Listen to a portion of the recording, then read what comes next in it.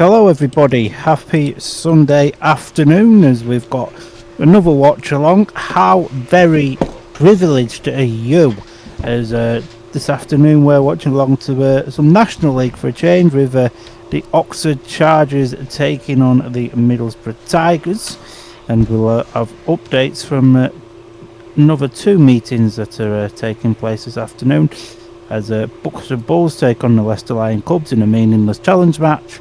And in the Maxi Cab Knockout Cup of the Championship, Workington host Berwick. But obviously, as always, I'm joined by Mr. Dill tonight. How are we doing on this Sunday afternoon? Not too bad at all, boss. I love Speedway.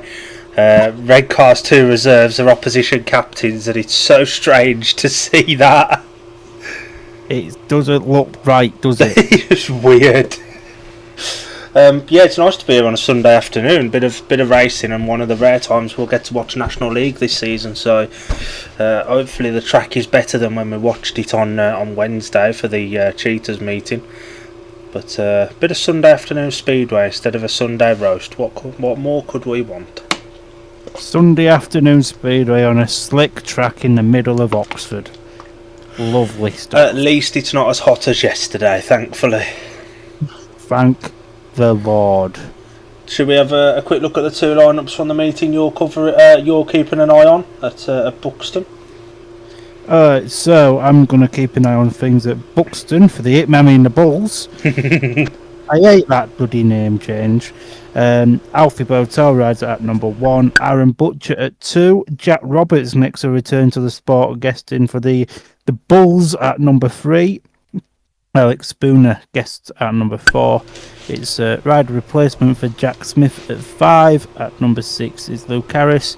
Jack Shamel rides at number 7, and they have at number 18 Bailey Fellows. For the Leicester Lion Have Cubs. you still got that cough? Sort of. It's Crikey. dying off a lot. But it's just lingering a little bit now. Yeah. For Leicester, then, Ben Morley rides at number 1. His third meeting in successive nights at number 2 for Tom Spencer. Max Perry rides at number 3. Ryan Ingram goes at 4. Freddie Hodder goes at number 5, who also did third meeting in 3 days. At number 6 is Eli Meadows, and at number 7 is Seth Norman. Busy meetings for some of them. As you mentioned to me just before we came on, what a few days for Spencer. Glasgow Friday, Plymouth last night, Buxton today. Crikey! Yes. Spend more time on the road than on the track. Exactly that. For the other meeting taking place this afternoon at Workington, a couple of very changed lineups, particularly for the home team. Jonas Jepsen rides at number 1. A late call for Mitchell Clough, guesting at number 2 in place of the injured Nicholas Holm Jacobson, who crashed last night at Berwick. Rider replacement for Craig Cook at number 3, who's out with a dislocated shoulder. Tate Zishki at number 4, Troy Batchelor at 5, the captain. Dale Wood guests at number 6, who's been in fine form for the Oxford Cheetahs. Let's see how he gets on this afternoon at somewhere that's not Oxford. And a rider that we're working with this year, nice lad, Jamie Etherington at number 7.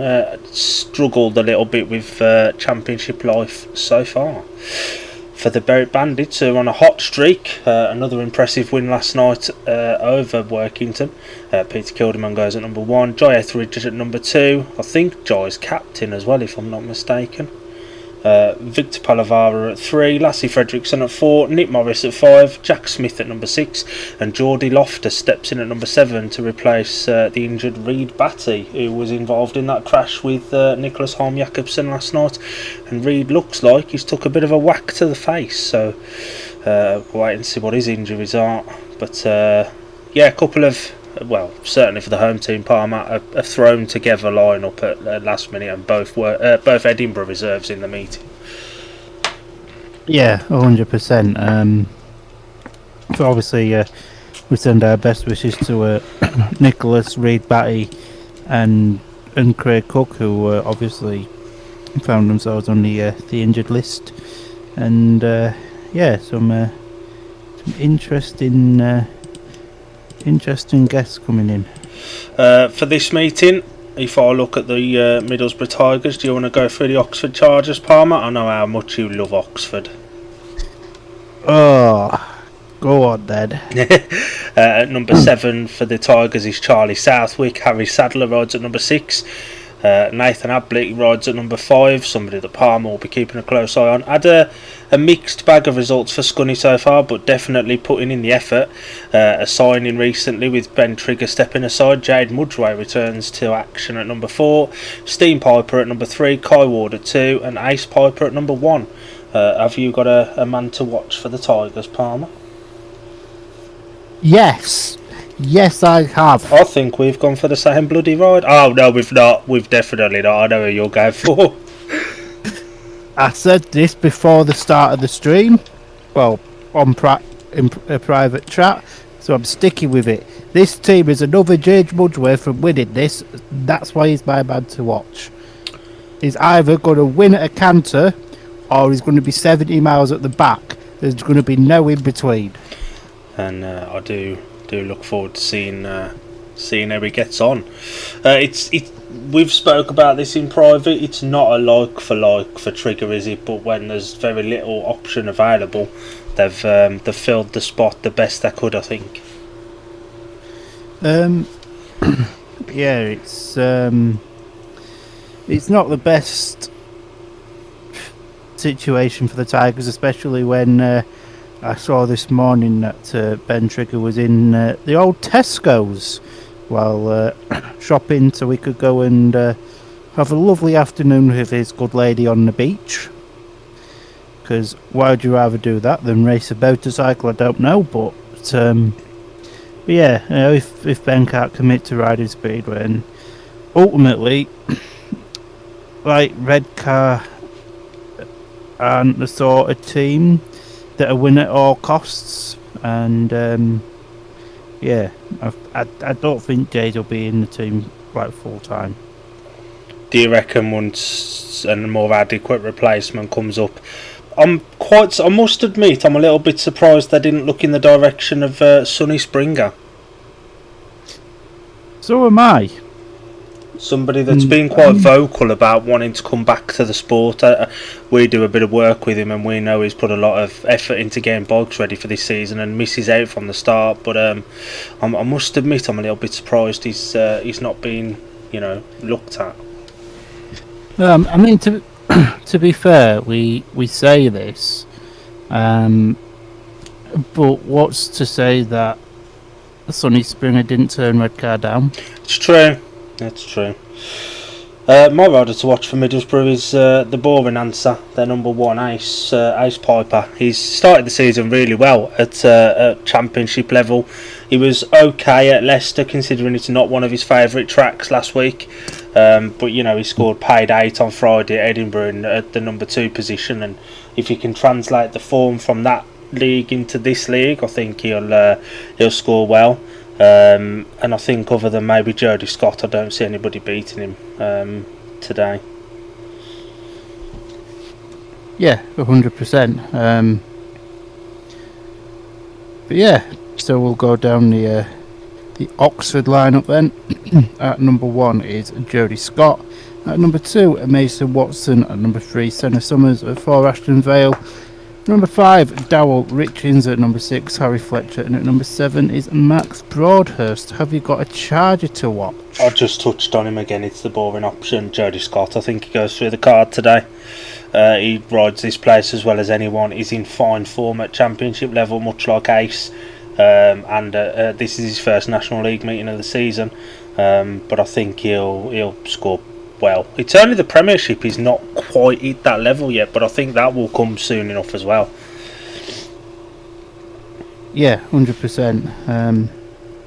I've gone for Darryl Richings for the Chargers. Yeah, I think he's got a championship spot here at Oxford, and he's not been doing too bad, so he could be one to watch tonight. And he won a heat the other night when we watched as well, didn't we? And I do like this bond that Senna and Luke Killeen have got. You always see Senna spannering for Luke when he's free, and Luke's returning that favour today, and he's spannering for Senna. Yeah. They help each 100%. other out a lot, don't they? And it's really nice to see. Yes. Do you have a score prediction for this? I'm looking at our score predictions from the predictions table we're doing at the moment. Yes, I've just found your score. Could you tell me what it was? Because I've completely forgot. 54-36. That rings a bell. Sorry, Middlesbrough. I love you, but yeah, there's only one way this is going. Yes, I've gone for Oxford by 10 points. Maybe that will make me look a bit silly. I've gone on the expectation, the hopes maybe that Ace and Ablett will score a good pocketful between them, and everyone else in that team can chip in. I'm interested to see the reserves battle. I remember you saying at the start of the season Harry Fletcher would be one of the riders that had a really good season, and that's distinctly possible. Yeah, 100%. I don't know about the gate choice in your meeting, but Workington couldn't even win that today. Berwick have won the toss at Workington and took 1 and 3 in Heat 1. So get on. We're at tapes for Heat 1 in this meeting, and it's Oxford off 1 and 3 with Mason Watson off gate 1 in blue.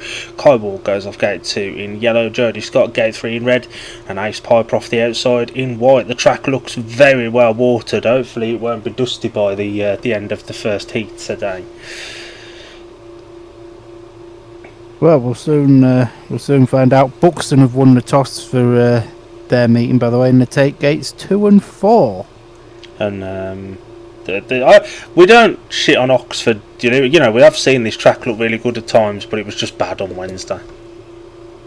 Yeah, it's not been the best this season. So tapes fly them 4, heat number 1, and Jody Scott has made an absolute beautiful start there, and Ace Piper just about now gets around Mason Watson there for second place. Kai Ward and Mason Watson now really battling it out for third, although Ace now looking to come underneath Jody Scott here, and it's, some may say it's a red car bears 5-1, but Ace with a beautiful move there at the inside there of Jody Scott. Now can Jody Scott repay the compliment?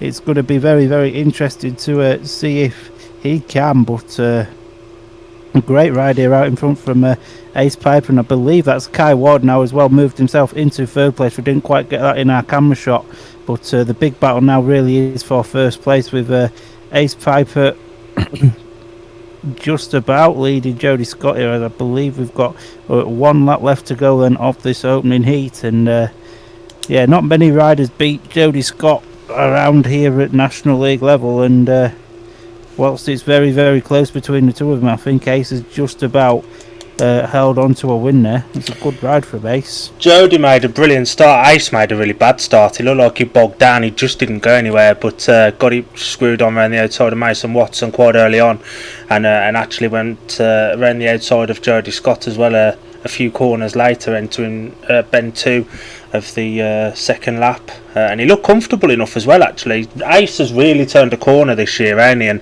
it does make it a little bit more surprising he's not got a Premiership team, because he's having a really good season, and obviously we know they spent a bit of money in the winter on the Piper stuff, and it's showing for Ace at the minute.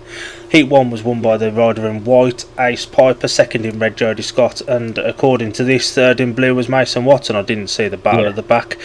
I did, yeah. Kai Ward was at the rear of the field, so an opening heat 3 all, sorry, for the two sides, and what a gate from Jody. But Ace had some speed in that bike, because look at this gap here. You wouldn't have thought he would have been in ahead literally a lap after.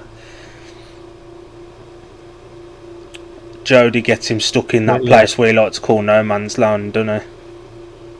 Yes, he does. And early on, there's just going to be nothing there. Yeah, 100%. That's literally it. Yeah, fun times. And I would imagine Gavin Parr was watching that race, as he probably will in 13 as well, through his fingers with his 2 reserves going head to head. There won't be anything desperate or anything between the two, but they will want to beat each other. Oh, they will, massively. 100% they will. But, there we go. 1 heat in and we've had the 100%. Luckily, there's not all that dust at the moment. Give it time! by lap 2 of the next race, it'll be Dusty's insert naughty word here. Good start from, and that wasn't done from the gate, but it was a heat win for gate 4. Again, looking at that start from Ace, he seemed to bogged him down, or just didn't pull away, did he? No, it didn't. It's one of them, innit? But yeah, the first race is done. 1 down, 14 to go.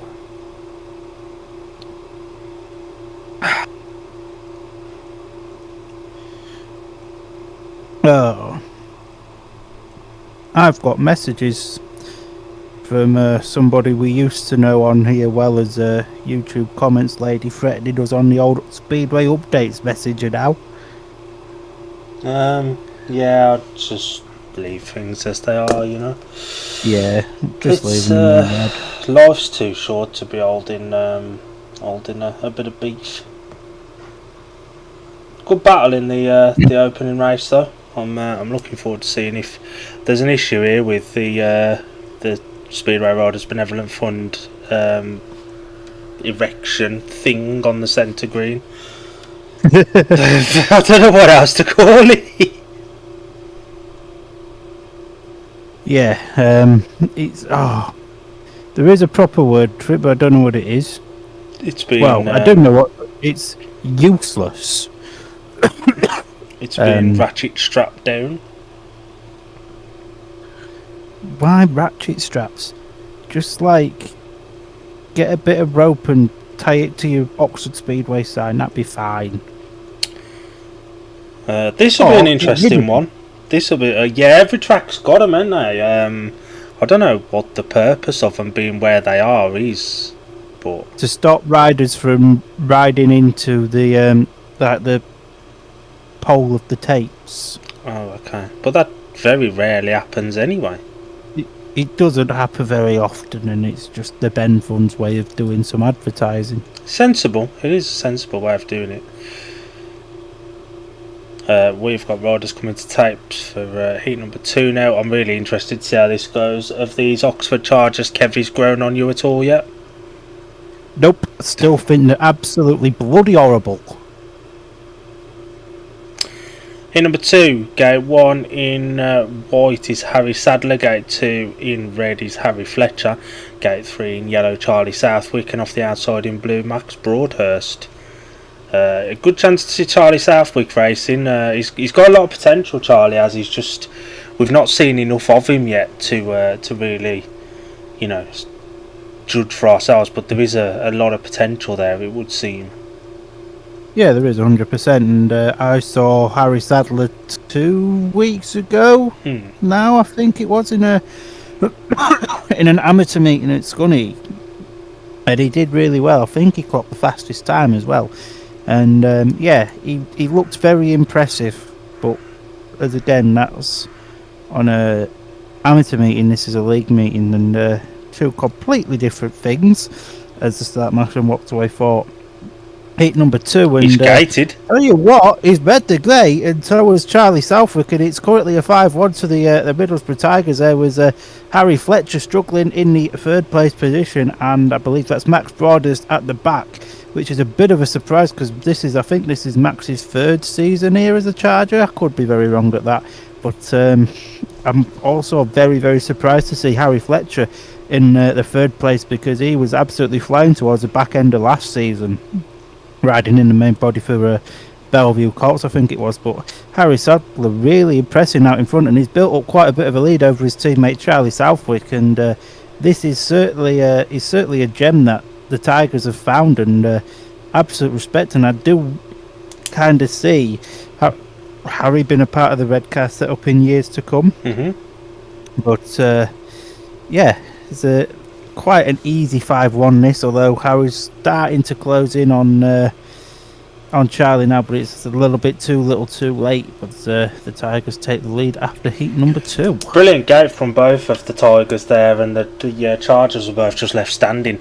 I was surprised, like what you said there, with Harry Fletcher being in 3rd place. Charlie Southwick, I wouldn't say he was protecting Sadler, because Sadler was gone. He was pulling away from Charlie, if anything.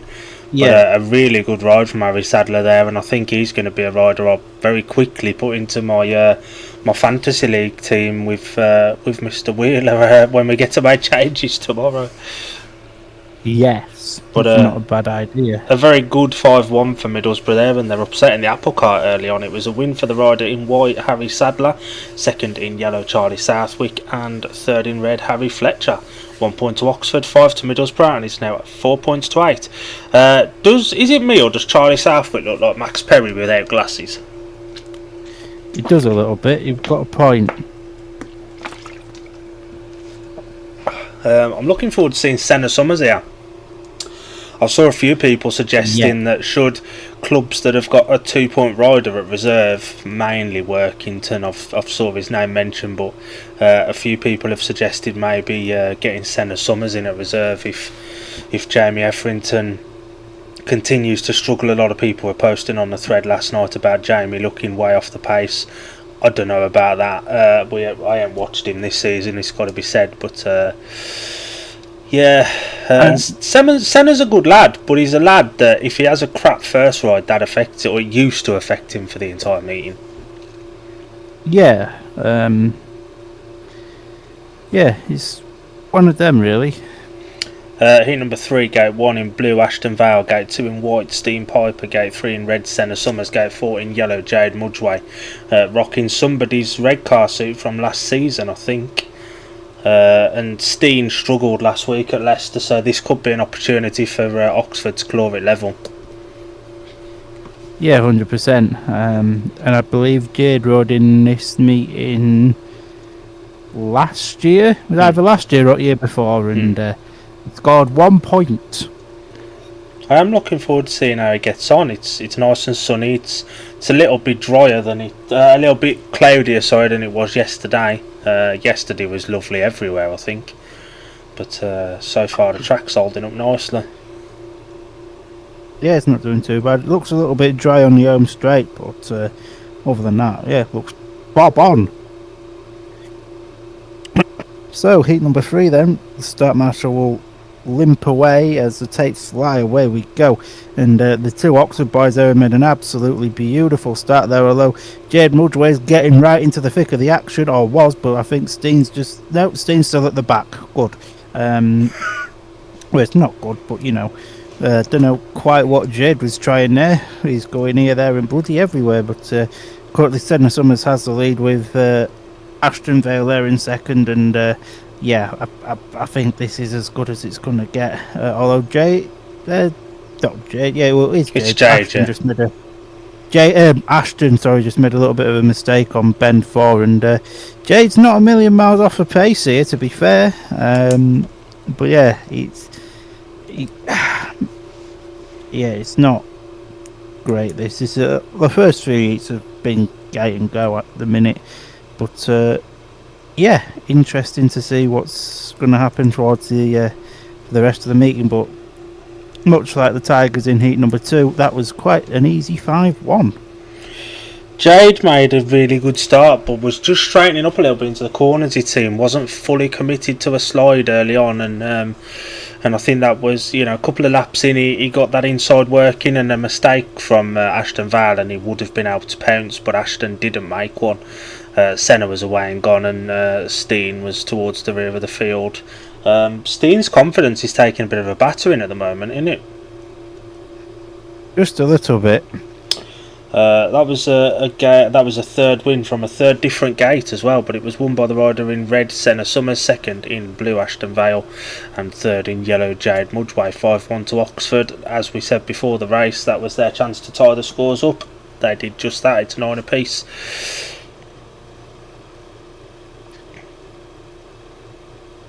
That it is. Of these charges, Kevy's grown on you at all yet?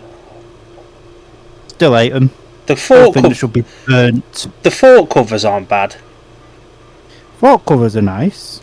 I don't mind the Kevy's. I respect they've done something different, but they are very much a Marmite design, aren't they? It's nice they've gone for something different. The backs look better than the front. Like the front just looks like they've let a kid loose with some felt tip pens on some yellow fabric. Yeah. and that draws the scores level. Although I would say that doesn't quite tell the picture. I'd say Middlesbrough have probably been the better of the teams at the start in the first 3 So far, yeah. They're watering already. Nice to see they're keeping on top of that. Now, if they could do this at cheaters matches as well, that'd be great. Please. And we do watch a lot of cheaters matches, don't we? So I've watched more Oxford this year than my own bloody teams. should we have a quick look at the 2 meetings we're covering? If you want to go first, and we'll see what's going on there. Let's have a look, see what's happening at sunny Buxton. It is currently Buxton 6, Leicester 6. Tom Spencer winning heat number 1 with Aaron Butcher in second and Alfie Botel third. Ben Morley apparently struggled at the back and packed up on the back straight at lap 3, which isn't something we expect to hear. So that's unusual, ain't it? And heat number 2 was won by Luke Harris with Eli Meadows second and Seth Norman third. Jack Shamel at the rear of the field. And that was a comfortable win there for Luke Harris in heat number 2. I've just refreshed and we haven't got heat 3 yet, so over to Workington. There's been 3 races at Workington. You know how we normally say water is wet? Well, I'm about to tell you, Mitchell Clough came last in the opening race. You're joking. I'm not. It was won by Jonas Jepsen with Jai Etheridge in second and Peter Kildemand in third for a shared heat. Heat number 2 was won by Darwood, the guest, in place of Vinnie Ford. With Geordie Loftus in second and Jack Smith in third. Jamie Etherington fell on the second lap whilst last, and he cleared the track to allow it to continue. That made it 6-all. Jonas Jepsen took the rider replacement for Craig Cook in heat 3, and he would win the race. A second win of the afternoon for him over Victor Palavara in second and Tate Zishki in third, with Lassie Fredrickson, different fella, at the back for a 4-2 and a break in the deadlock with 10 points to 8 after 3 races and 42.66 on aggregate. It's a wee bit of a busy one today. And there is another meeting going on. I'm going to have a look to see if I haven't got an the Nora one, yeah. I haven't got a fully up-to-date You just missed Laura Pollard on the screen. Oh, don't you worry, I saw her. But after 10 heats at Iwade, it is Kent Eagles 29, the Norwich Stars 31. It might be a bit more than that now, it might be a bit less. That's just the last update I got. And the riders are getting ready for heat number 4. First chance to see Darryl Richings out. First chance to see Nathan Ablett out as well. And it's scheduled to be Max Broadhurst and Charlie Southwick out with them. Darryl's having a steady season. He had a really good race win on Wednesday when we watched, and that will have done his confidence the world of good. We've both said he was unlucky to be released by Paul when he was. He was only a temporary stopgap, we know, but an ace is now being interviewed by Laura. Impressive winner of Heat 1, the only pass of the afternoon yet. Yes. Is that a new neck brace phrase? That looks very Roman Reignsy. It looks quite tribal chiefy. Just a bit, doesn't it?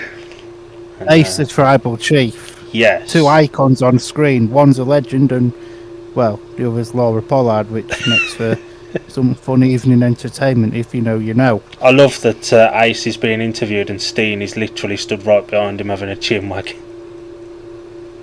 As you do. Having a chinwag with Kai Ward. And Ace is making use of last year's red car suit. That's his Middlesbrough suit this year by the looks of it, with a race jacket over the top. Up the race jackets. Yeah, if that suit, that's this year's red car suit, is it not? That's just the design of the race jacket. It's just, yeah. If that, my mate Graham Wood there in the background as well in his little gay white shorts, what a boy. White shorts, that's risky, ain't it? There's the legendary shot of the Mini on the roof over the road. Aye, up the mini. And Ablett's got that beautiful Kent suit on from last year. Well, I think he only got to use it for like a meeting or two. He may as well get a bit of use out of it. It's true. It's very true. And it's not like he could use it for his championship club, though, is it? No. Heat number 4, lining up off gate number 1 in blue. There was a reserve change. Harry Fletcher comes in. Charlie Southwick goes off gate 2 in yellow. Daryl Richards goes off gate 3 in red. And Nathan Ablett off the outside in white. A position that Ace won Heat 1 from, but it wasn't from the gate. And if Heat 2 were to get a gate 2 were to get a Heat win here, we would have had one off all 4 gates to start with. Although I've got to say I favour Daryl to go back to back gate 3 wins. It'd be interesting. I think it'd be a good race between Daryl and Nathan.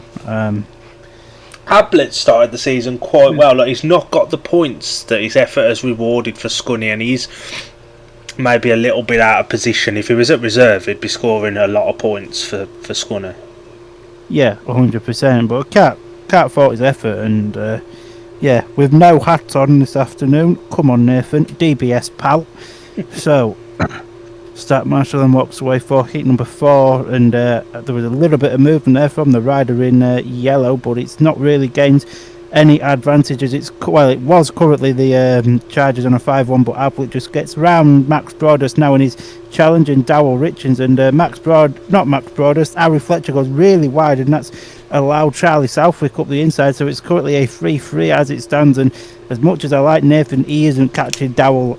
Now Daryl's got about 2 or 3 bike length lead over Nathan Ablett. A big battle is at the back, but even Charlie's got a little bit of a lead now over Harry Fletcher. Sorry, I have to keep looking back to my programme because I keep forgetting that Harry's coming for Max. But he's closing in at the back, to be fair. I think we've got one more lap now. The first 2 positions are all but settled. Daryl's won this one at a canter. Nathan's got second perfectly, but it's very, very close now between the 2 at the back. Can Charlie keep that third place as they come round turns 3 and 4? And he does keep that third place. Nathan Ablett was just riding the wrong line for the first couple of laps of that. He was going for the mid-track and it's not there at the minute. Daryl kept it low and that's where the line is at the moment, so that's why he kept losing ground. Good battle at the rear. Ablett going a bit wider sent Harry Fletcher wider than he would have liked in that first lap, and that got Charlie Southwick through. And he managed to hold on to that position as well, so the reserve change for Oxford didn't quite work out.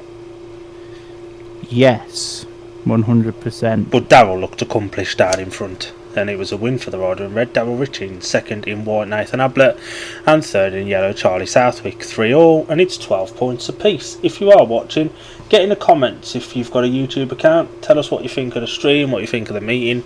It's an unusual Sunday afternoon watch along to us with some National League racing, and I'll be honest, I said this to you this morning, Palmer, I'm glad we chose to do this one instead of Workington and Berwick now as well, with the weakened Workington side. Yeah, 100%. We of the 2 streams that was available, we definitely picked the right one. Kilb's having a good chinwag on his own. We don't get to listen to the commentary on these meetings, but I don't envy him doing commentary solo, once, sometimes twice a week. Sound like it's a bad thing. Yeah, well, I don't envy anyone that does solo commentary. No, absolutely not. And this pairing for Oxford got a 5-1 in their first heat. Ace Piper won heat 1 and Kai Ward was last in that, but a good battle, so I'm interested to see how this one goes. And Ace is off the favoured gate 3, which this will be the hat trick of wins off it should Ace win this one, and you've got to bank on him as being favourite, I think. Yeah, you'd expect so. Heat number 5, gate 1 in yellow, Kai Ward, gate 2 in red is Senna Summers, gate 3 in white, Ace Piper, gate 4 in blue, Ashton Vale. So Senna and Ace, a right wins, Ashton Vale a paid win, Kai Ward a last place in his opening heat. That it is. Al's spamming me off with messages. I'll get back to him after when we're not live and talking about it. Speedway. Prediction for this one: Gate and Go for the winner, and then second will get second, third will get third, and whoever comes last, probably last. Kai Ward, will come last. Who let Captain Obvious into the stream tonight? No Winnie around. Are you taking over his job? Sorry, there's a Snapchat filter of Winnie's face, and I did that on myself earlier, and it's turned me into a bit of Winnie. So, heat number 5, then the tapes fly away. We've got a fairly even start there, but Ace has made a beautiful gate there, and he's got to that first and second turns in the first place position. A little bit untidy there from Kai Ward on bend 2, and that's allowed the 2 chargers to get themselves into the second and third place positions, and it looks like it's still going to be a drawn meeting after this race, but Ace Piper's built up one hell of a lead now over the 2 chargers that are they're just fighting themselves now for second and third. Who wants the extra 50 pence? As the guy there in red, Senna Summers, goes really, really wide, and that's allowed Astrovel to cut up the inside. And this is a little bit drawn out at this point now. Well, Ace isn't even in the same camera shot as the 2 Oxford boys. Literally, it's... I do like National League racing, but sometimes you have to accept you're going to get some drawn out races like this. But as they come round turns 3 and 4, I believe it's the final time, and yeah, maximum man Ace remains on a maximum. And Kai Ward just made a little bit of a mistake in the first couple of bends there, and that was almost his race done. Ace made a much better start in that heat and was away and gone, and that is a 3rd consecutive heat win off gate 3. And a decent enough crowding for National League. Obviously you can't always gauge the crowd because you're allowed to watch from near enough all the way around the track, but there's some good numbers on the bends. The home straight's decently filled up as well. It's not a bad crowd for National League, is it? Nah. Heat number 5 was won by the rider in white, Ace Piper, second in blue, Ashton Vale, third in red, Senna Summers. Points divided 3 apiece, and it's 15 all. Brilliant gate from Ace here, left the other 2 standing pretty much. Literally, it was very good. It was a very smart first and second turns, and that was literally that, wasn't it? This track is set up for an Ace Piper style track, ain't it? Ace does like an inside where you can pick up some grip, and at the moment that's what this track is set as. It won't stay that way all meeting, but while it is that way at the minute, he's making the most of it. And as you called during the race, the Oxford boys were racing each other. Ashton looked like he felt like Senna was holding him up and wanted to get past him. Yeah, it certainly felt that way, and that pass there up the inside, it almost felt personal, didn't it? But to be honest, it didn't matter which way around the come. Neither of them were catching Ace unless he'd broke down or fell off.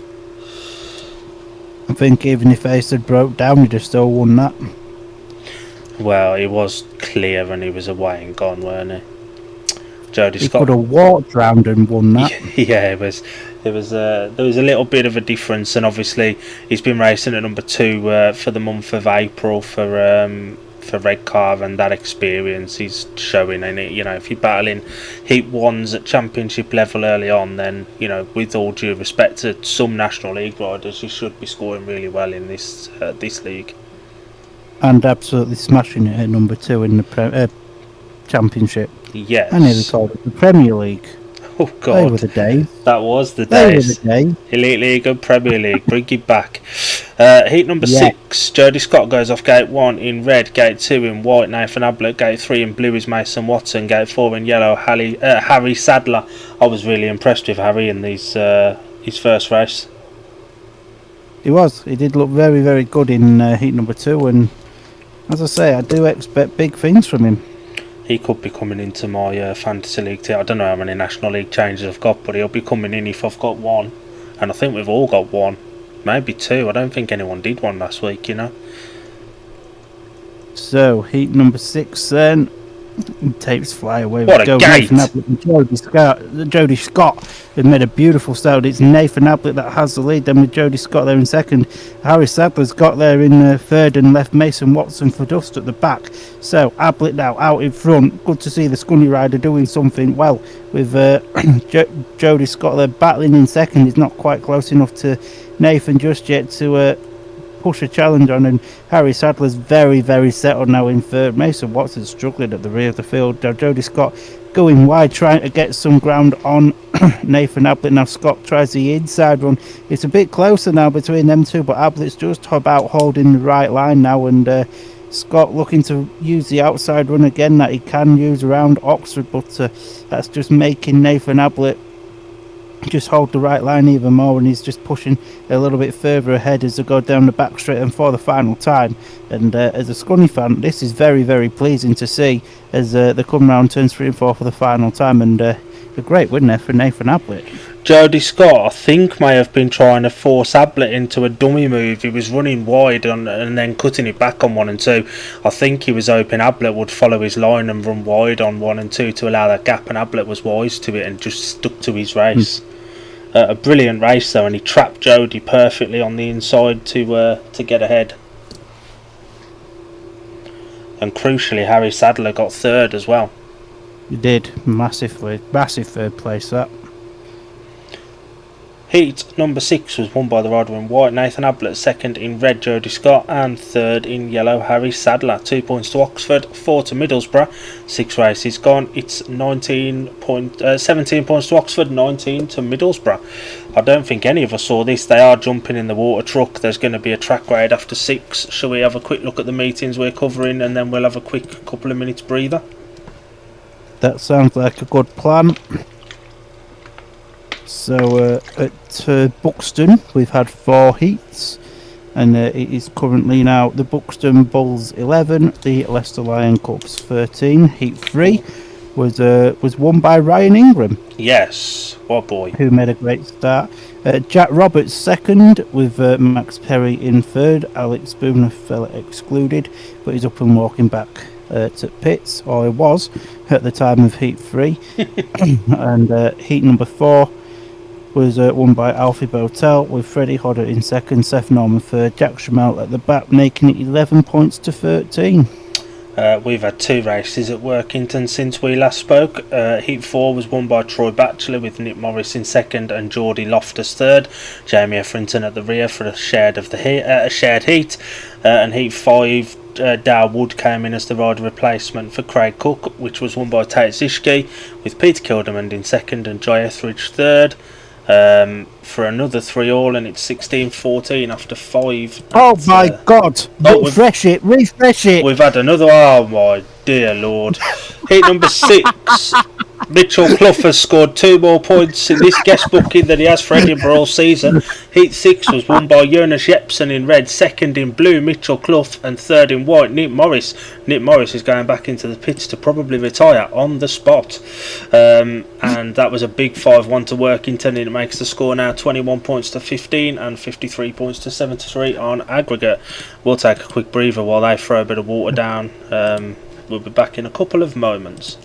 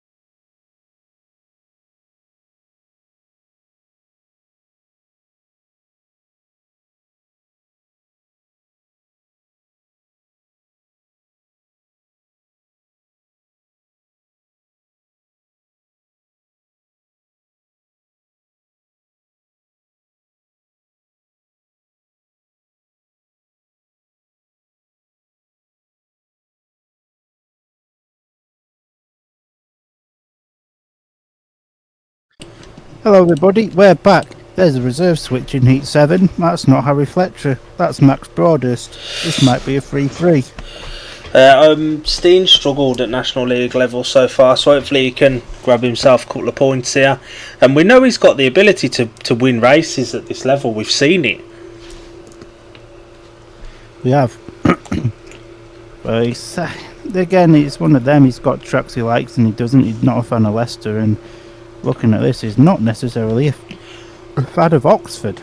He put up a guest booking at Armadale the other night, didn't he? And in the Northern Junior League thing, and I think that'll help him. Hopefully, more bike time. We'll see the best out of him. Heat number 7 going off white in gate 1 is Steam Piper. Gate 2 in red is Dale Richins. Gate 3 in yellow Jade Mudgeway, and the reserve change Palmer just alluded to. Max Broadhurst goes off gate 4 in blue.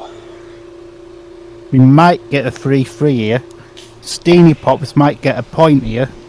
We might get a second consecutive heat winner off gate 2 as well, with Ablett winning off there in the last heat. And we did last time we had consecutive heat winners. It went 1, 2, and 3 from gate 3. So could we get that again? I do love these little random tidbits that keep us talking for 10 seconds during a meeting. It all keeps the watch along flowing because nobody wants to talk to us. We've got 11 people watching us though. We've got a decent crowd in for a Sunday afternoon.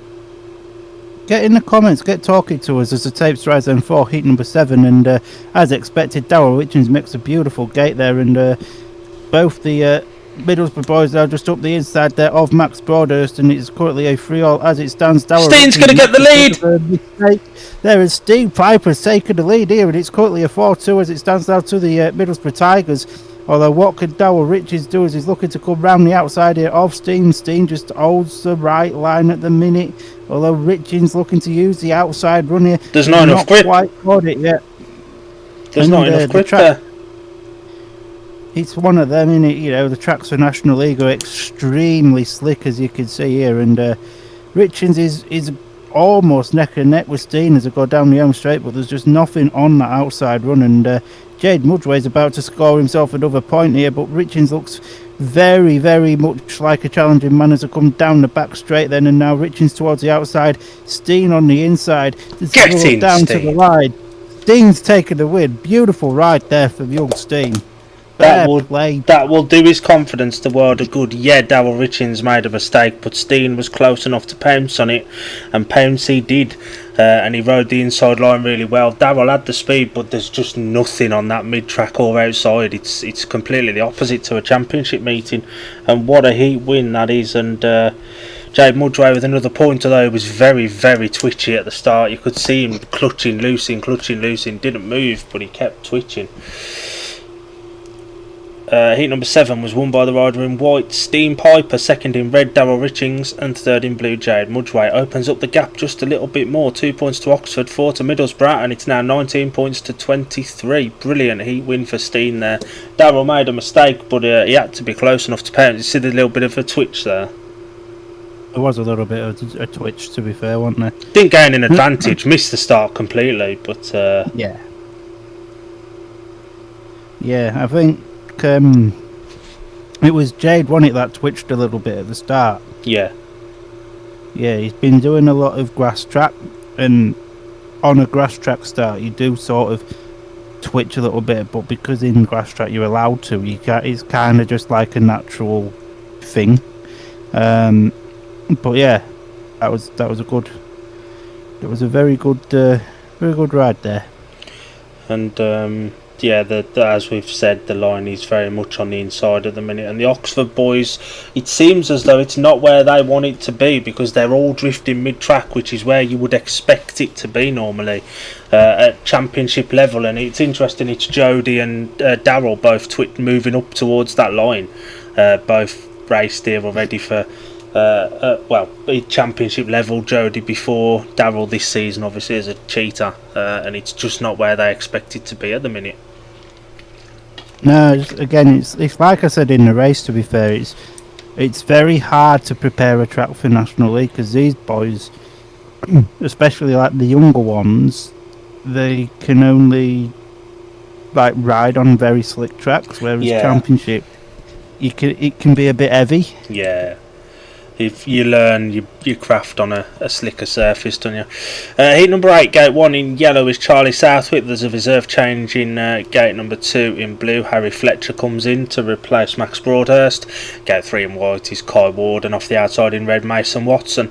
If Oxford are going to do anything in this one, I feel it's going to be from the rider in blue. Mason Watson has been a little bit disappointing. To be fair, so was Harry Fletcher. He's got the potential to do something, so has Kai Ward. Yeah, Charlie Southwick should win this one. Theoretically, yes. Practically, it'll probably go to Harry Fletcher. Probably. Heat number 8 then. Start Marshall walks away as the riders look at the magnets. The tapes fly away. We go to fairly even start there, but it is the rider in yellow, Charlie Southwick, that gets that first turn first, and Harry Fletcher's there in second, and importantly it's Kai Ward there in third with Mason Watson at the rear of the field. And are the Tigers about to double their lead? That was very, very close coming out of turn number 4, but Harry's going to do him. He's quicker. Harry looks a lot quicker than Charlie there. Sorry about all the I don't really know National League riders very much, so I have to keep referring back to my programme.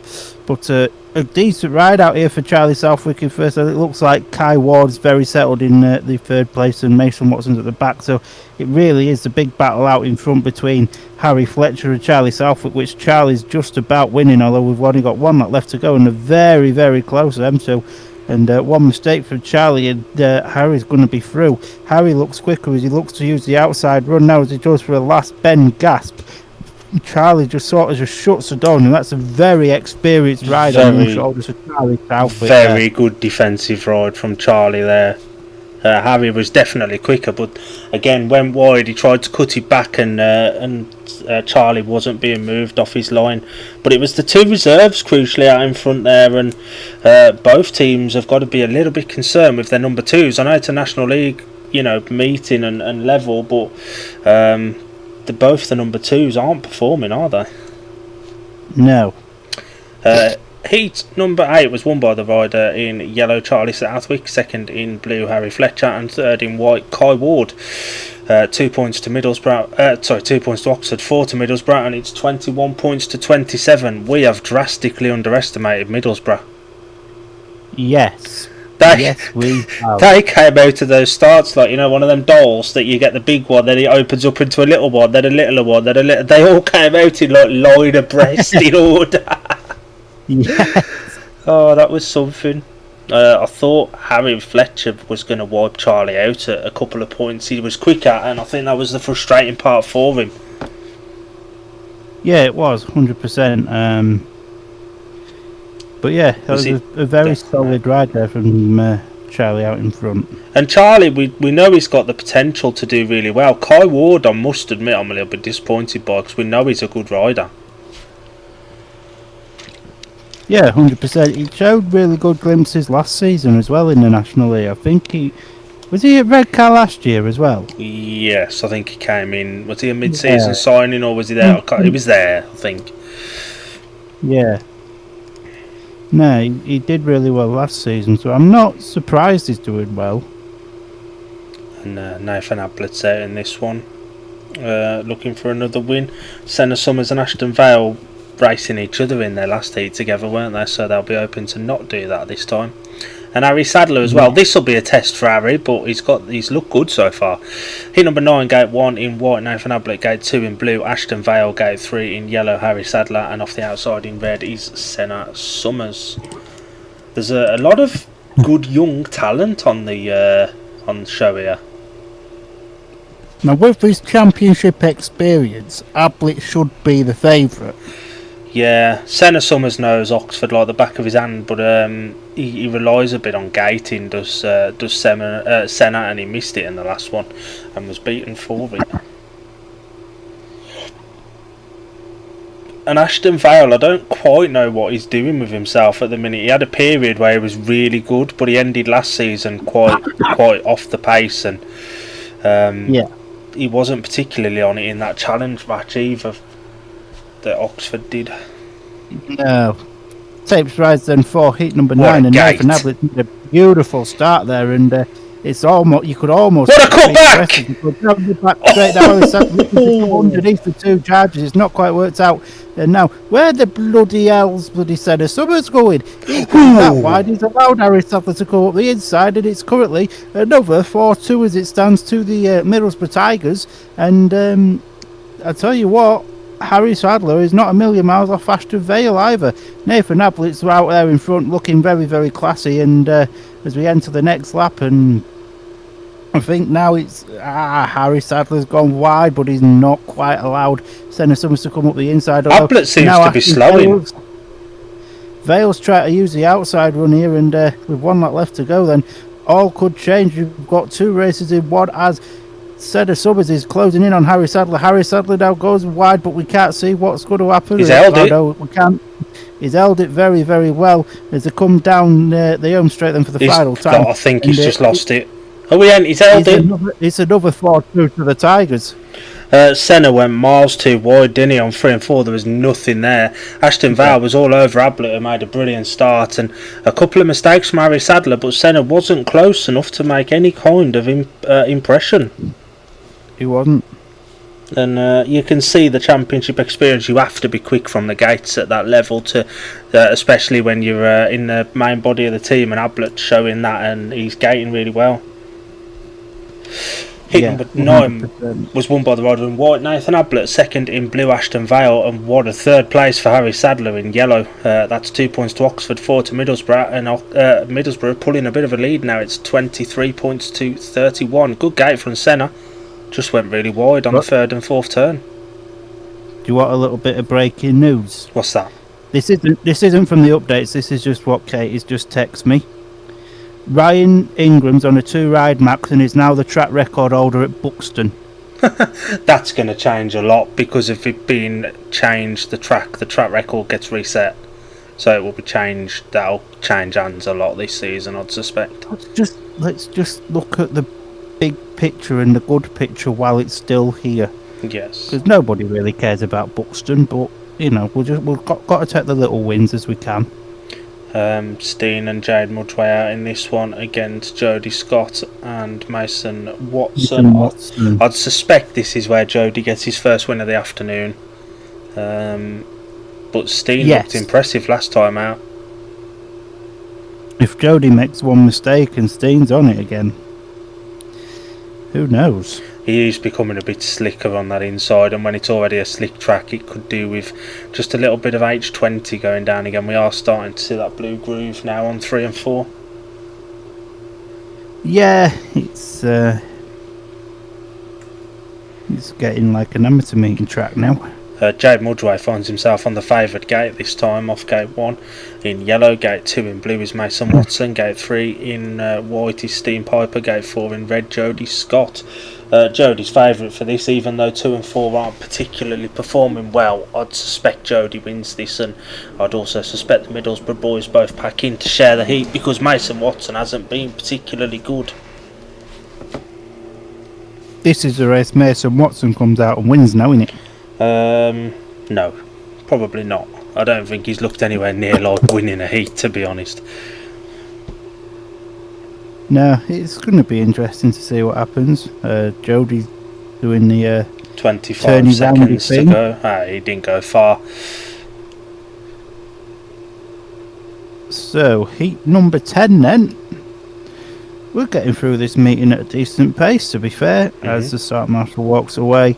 And the tapes fly, away we go, and it's a decent start for Jade way there out in the front. And he's giving it to Jody Scott, who just about gets around the outside now. And as we expected, it's the two Middlesbrough boys in second and third, and Mason Watson just kind of exists, really. And I think we expect this to kind of happen. And Jade's looking out for Steed as well to see where Steed is, just to almost look after him if he needs to. But to be fair, Mason Watson's nowhere near Steen, and he's not really going to make a challenge unless Steen has a slip, trip, fall or mechanical failure.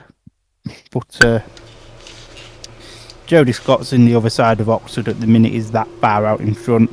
And with what I believe it's one lap left to go. And Jody Scott, as we expected at the start of this one, is going to go and take his first checkered flag of the afternoon. Jade Budgeway's going to get himself a second, and Steen's going to get himself a third. Brilliant gate from Jade there, but Jody wasn't to be denied. Just went round the outside of him, and it was essentially with riders with red car ties, a red car 1, 2, and 3. Literally. But good ride for Jody Scott. The dusty's starting to fly now. I suspect they'll put a bit of water down again in the interval, but he looked accomplished there, and he'll be happy to have got his first win of the National League season as well. Yeah, 100%. Heat number 10 was won by the rider in red, Jody Scott, second in yellow, Jade Budgeway, and third in white, Steen Piper. Points divided 3 apiece, and it's now 26 points to 34 in Middlesbrough's favour. They're going to do a track grade, so I'd suspect some H20 will be going down. Shall we have a look? Oh my god. Do you want to have a look at Buxton first? So it's currently Buxton 22, Leicester 26. Ryan Ingram won heat number 7 with a new track record of 56.78. Literally 5, 6, 7, 8. If you remember the song from back in the day. Yes. With Jack Roberts in second, Max Perry in third, and a standard if you're a Glasgow rider, Harris at the back. Which was a 2-4 in that one, and then heat number 8 was won by Aaron Butcher with Seth Norman second, Tom Spencer third, Jack Trammell at the back, making the scores there 22 points to 26.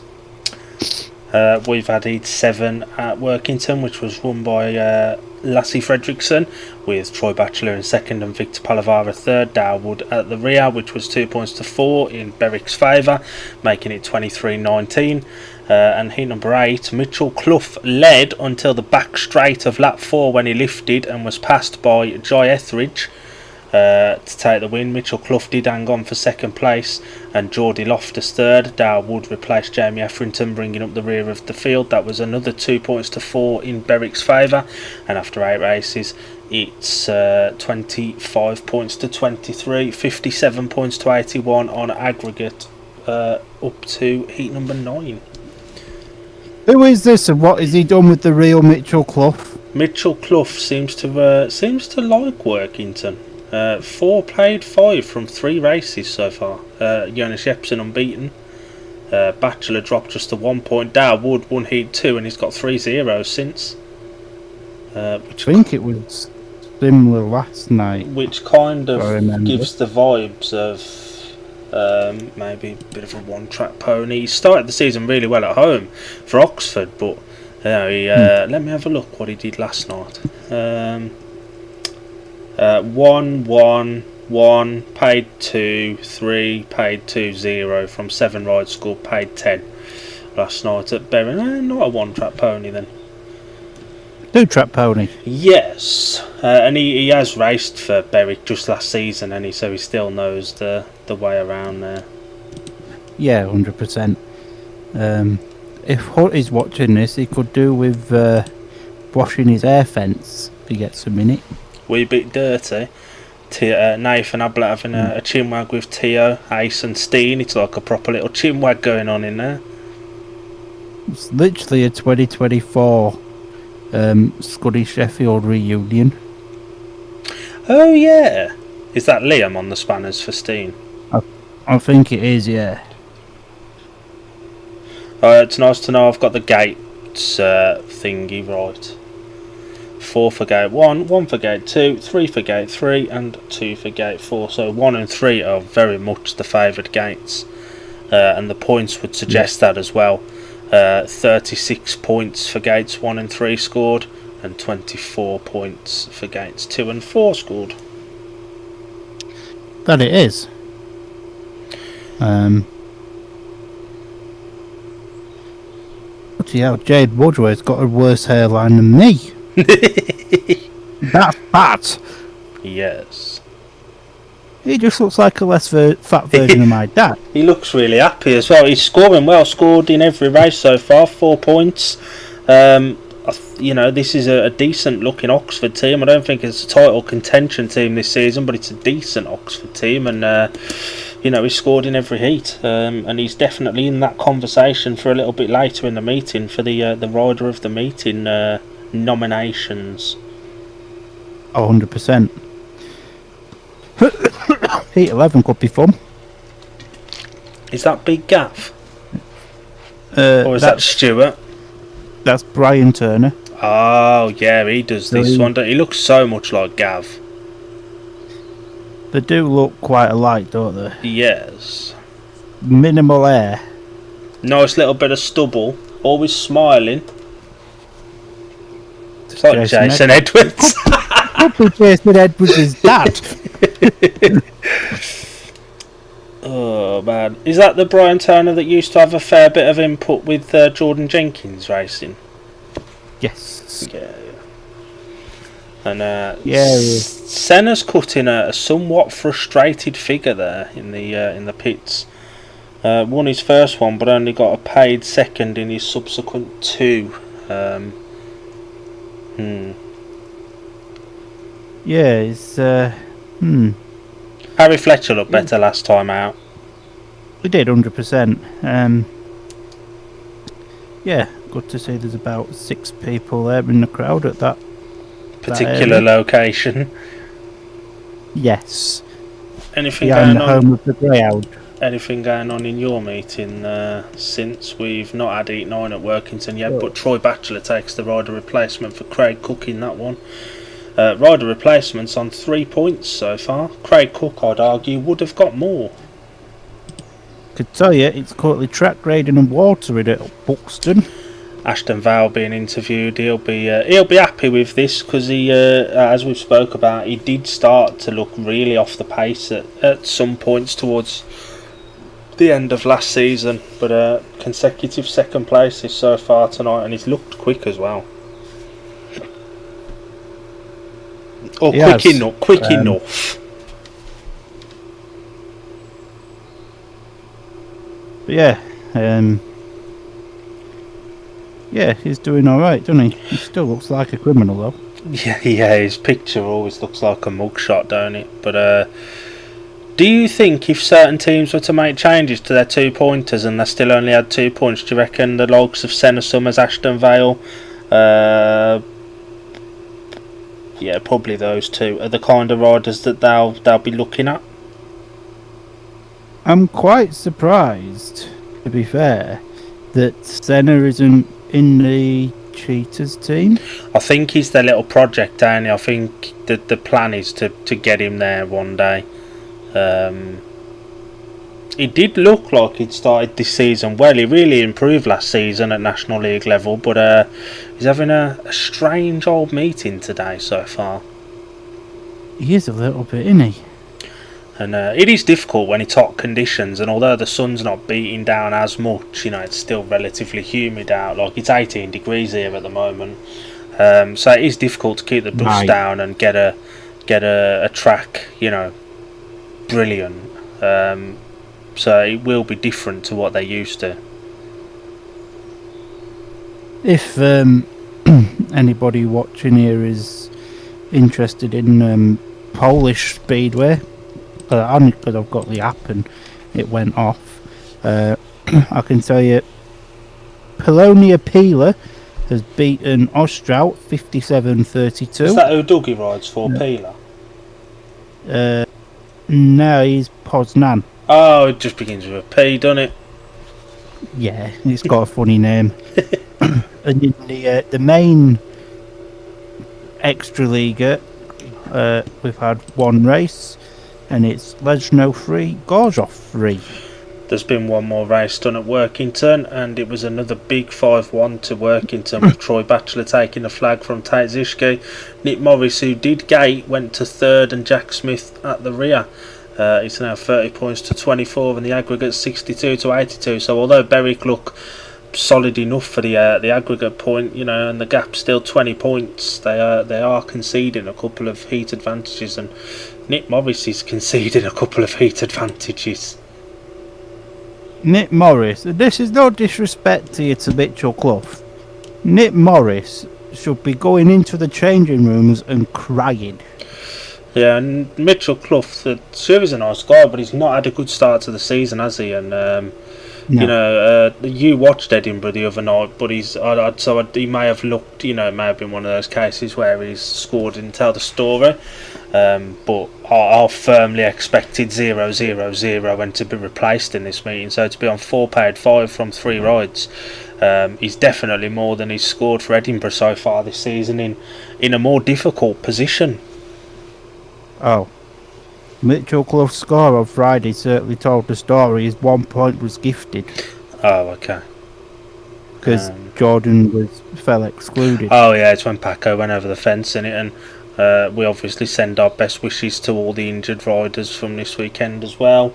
Reed Batty, Nicholas Holm Jakobsen, Paco, they saw the stills of that. It's like something out of the Olympics. Literally. 10 for style. And it sounds very much as well like another rider that we work very, very closely with is probably going to be putting out a statement later tonight. Is so that? Ben. Get your popcorn ready. Jesus. I mean, he might be waving bye-bye to his career, but yeah, he's persistent with it, and he's put on his statement earlier on his own personal page that he's been warned to give it up, but most of these riders have got kids and stuff. He will have been in the contracts, whether it was in small print or not. It will have been in there, and it's one of them. It's a weird one. I mean, like, but obviously Ben Barker's put about 600 pages in the Speedway Star about it, but Richard Lawson... Oh, shit, I knew I meant to do something yesterday. I didn't get the Speedway Star. Oh, trust me, you can have mine. There's not a lot in it. But yeah, Sam Masters has had his say. Didn't really say a lot, he just basically said what Ben Barker said in... Oh, is he agreeing with him? Yeah. Yeah. And Richard Lawson, who we all know is not afraid to speak his mind, is, you know, he's thanked the Ipswich promotion for their professionalism with everything that's going on with the insurances. And he has even said, like, if somebody had told him beforehand what was happening, he'd have offered to have tried to get another insurance deal and, you know, get the club to pay half, and he was willing to pay the other half himself. So it swings some roundabouts, but I think when you're racing a sport like this, even though it is a team thing, I do think you're probably safer getting your own insurance. Yeah, it sounds harsh, but if the individual rider gets seriously injured, the sport carries on. It's like if a person passes away, life goes on. If a rider gets seriously injured, ultimately the wheel keeps turning. So, you know, the best person to look out for you is you. Exactly. And that's obviously something Ben doesn't fancy doing. So, yeah. So at 5 or 6 o'clock, I can't remember what time he said he was putting his statement out. Get yourself on Facebook, get the sweeties out, get the popcorn ready. It could be fun. Yeah, Ben's threats, dare we call him, are just falling on deaf ears. He's not going to get an answer. He's giving all. I feel like he's waiting for them to call his bluff, to give in, and they're just calling his bluff. I don't know what they'll do, but you can't ban a rider for speaking his mind. If riders were banned for speaking their mind, like, nobody would get anywhere. You can't get banned for speaking your mind, but you do have to be very careful in what you say. It's quite weird, really, but if we were to refer to this as a work thing, if it was like a business, if you message or email your boss, you expect them to reply. Now, Speedway's self-employed, dare we quote, and they're self-employed for when it goes wrong, but they're not self-employed for when it's all goody-goody. Certain people within certain positions want credit, so it's self-employed when it suits. Yeah, Speedway's a very, very weird sport. It is. We're on with Heat 11. That was a nice bit of filler. The question now is, will Ace keep his maximum? Will Darrell get beat by a second Piper? Gate 1 in red, Darrell Richings. Gate 2 in white, Ace Piper. Gate 3 in blue is Harry Fletcher. And Gate 4 in yellow is Kai Ward. Ace unbeaten so far. Darrell dropped just the 1 point when he made a mistake a few races ago and Steen passed him. Ace has looked quick when he's got to the front, but Darrell's been gating. Yeah, this could be a good race between them two. And it's a freshly prepared track as well. Kai and Harry could be a good race actually as well. It could, yeah. We could have two races in one. You know what? For that, I'm going to crack open my first Carlsberg of the day. Yes. Cheers, Wheeler, for the inspiration, pal. 11 minutes past 4 when the first one is open. Wheeler was not much after 12 o'clock this afternoon. He was on the Stella. Literally.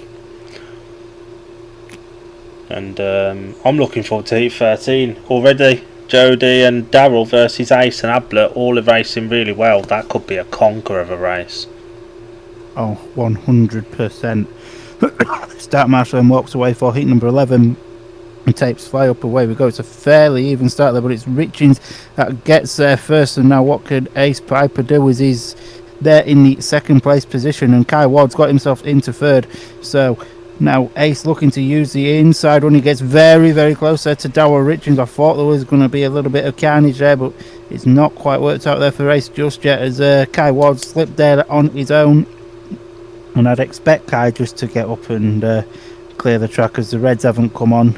Not yet anyways.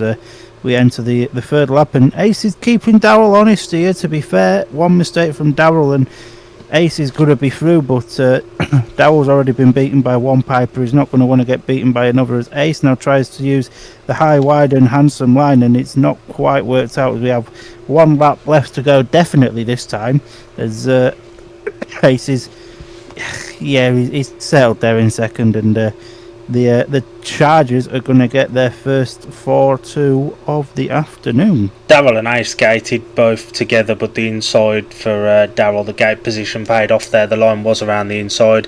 Ace had some speed, Darrell held the line well, and yeah, it's after the track grade. Darrell learned from the last one not to go up so wide. Ace drops his first points of the afternoon, but yeah, it'll be interesting to see how the rest of the meeting goes. But it looks like the Oxford boys have just learned that the line isn't quite out as wide as they expected, hoped for. Yeah, 100%. And what would you say that was from Darrell there, Palmer? About 6 out of 10. Yes. He's all right. It was really average. It was just a wheelie. Yes. Heat 11 was won by the rider in red, Darrell Richings, second in white, Ace Piper, and third in blue, Harry Fletcher. Kai Ward did fall and clear the track from third spot. That's 2 points clawed off the lead with 42 points, 4 points to 2, sorry, and that makes it 30 points to 36 in Middlesbrough's favour. Yeah, it's still all to race for. It's on. The inside has been watered and it looks a little bit better as well, so we could have a good couple of heats in this second half of the meeting. Go on, Ingram, lad. Has he won again? He's on a free ride maximum. Well, we've got a quick 20 seconds. It's currently 27 to 33. Ryan Ingram 9 out of 9. It's consistent. I'll give him credit. How's Morley getting on? 0-3. How's Seth getting on? One in the bonus, one in a bonus 2. We've had a couple of races at Workington as well. Mitchell Clough gated in heat 10 as well, but ran wide and ended up at the back. Jepsen won it again, Palavara second, Fredrickson third.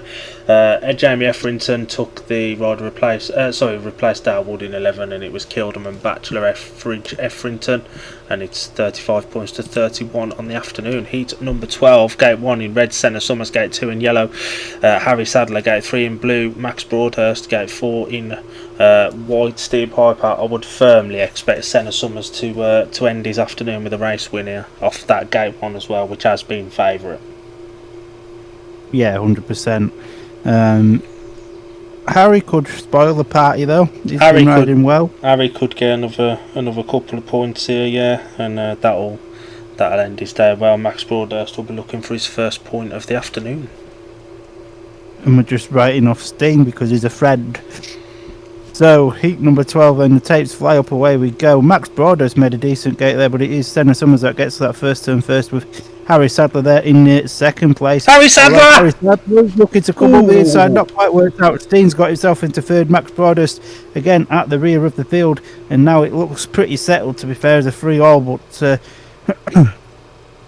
one mistake from the man in red, Senna Summers, and the two Middlesbrough boys will be through, but yeah, Max Broadhurst is literally at the other side of Oxford at the minute. He's just there to exist and ride his bike. But yeah, solid ride here out in front from Senna Summers, as I think we pretty much both expected, to be fair.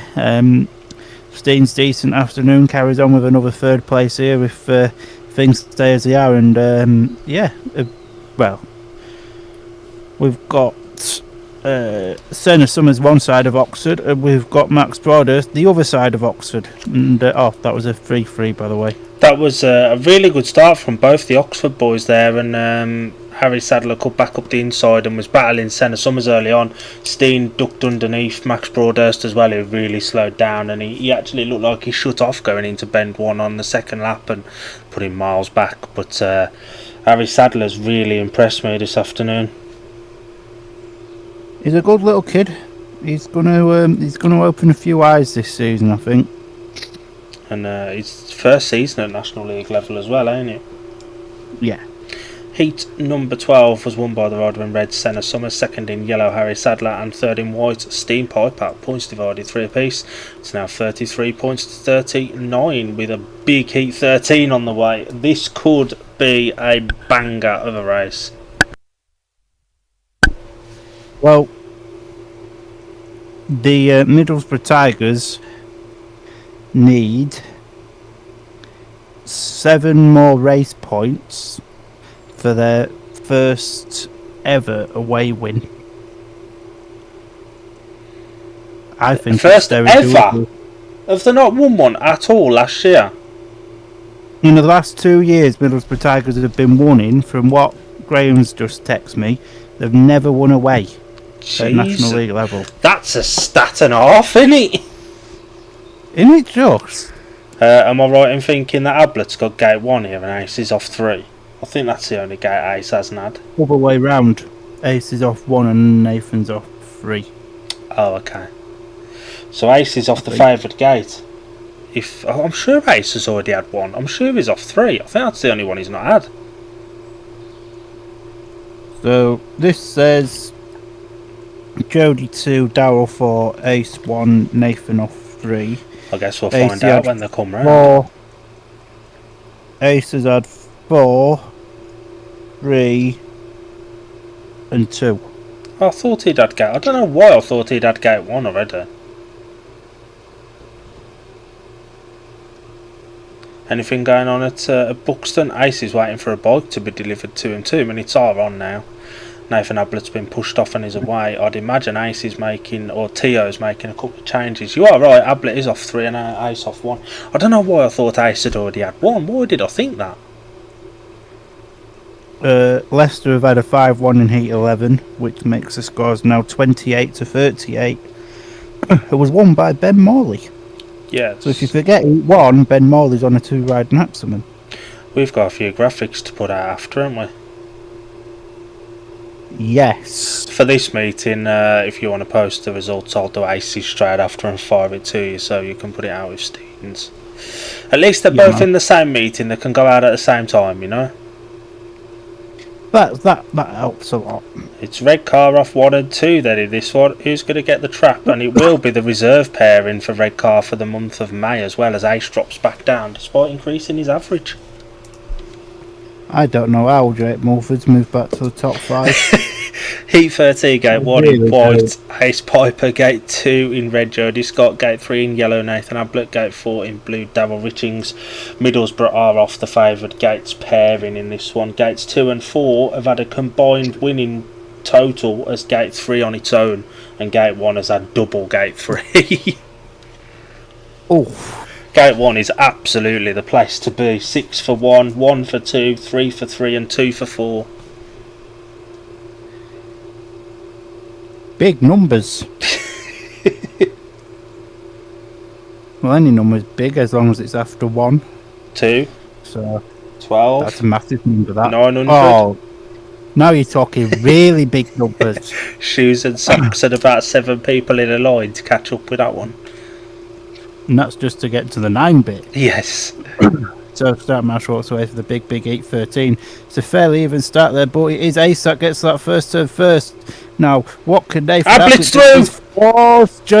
He's forced Jody Scott wide there, and it's currently the Middlesbrough Tigers on a big 5-1, and now Jody Scott looks to come round the outside here, and it's not quite worked out, and if anything, he's almost sent Jody Scott backwards, as it looks like Darryl Richards is looking to come up the inside there of Jody, and the two Oxford Chargers are just racing each other in third and fourth. Ace is looking sublime out there in front, and Nathan Ablett is now starting to be threatened by Jody Scott there in the third place. Scott's now Scott underneath Ablett. Now what could Ablett do as he goes around the outside there? He's not quite done it, and Jody Scott is in the second place. Now Ablett looks to come underneath the inside here of Jody Scott. It's not quite worked out as we enter the final lap then, and it looks like it's going to be another 4-2 to the Tigers, as Jody's not going to catch Ace up now. At a spirited ride there from Jody Scott, but a brilliant ride there from Ace Piper out in front, and that just takes the Middlesbrough Tigers one step closer to their first ever away win. Ablett left that smallest gap coming off the inside of Ben 2, and that was all Jody needed to send him just a bit wide.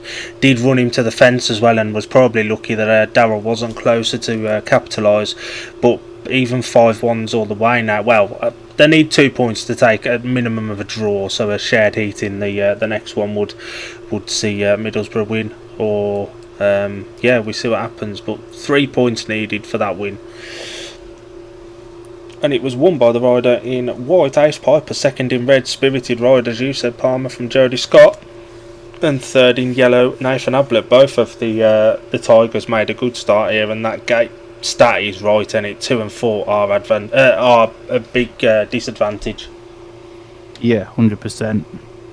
I think Nathan was a little bit. I don't think he expected Ace to go so tight, and he almost had to scrub off his speed.